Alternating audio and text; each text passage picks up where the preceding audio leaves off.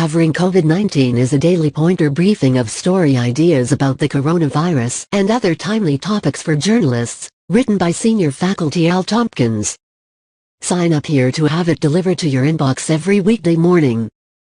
A week or so ago, the Centers for Disease Control and Prevention said it made a mistake when it posted a website update that said COVID-19 can spread through airborne transmissions.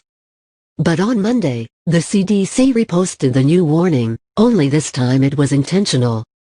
It is a significant statement since the warning focuses on how the virus may linger in the air and be spread in enclosed spaces with poor ventilation.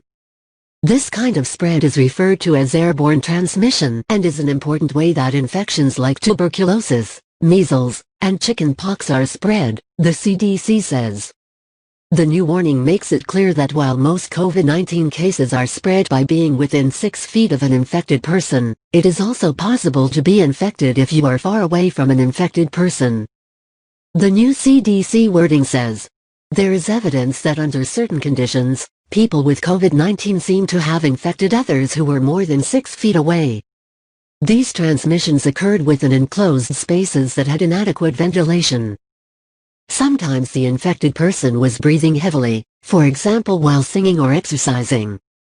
Under these circumstances, scientists believe that the amount of infectious smaller droplet and particles produced by the people with COVID-19 became concentrated enough to spread the virus to other people.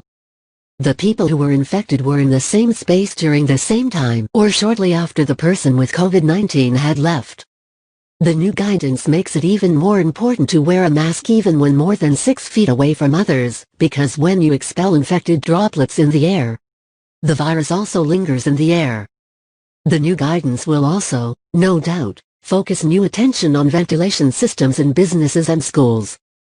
The CDC is catching up with similar guidance from the World Health Organization, which published a brief in July that opened the door to the possibility of an airborne virus. Researchers in the US have said for some time that they thought airborne transmission, until now, has been unwisely ignored. They say it is possible for COVID-19 to linger in the air for minutes, maybe even hours, if it is sucked into a heating or air conditioning system and blown back into a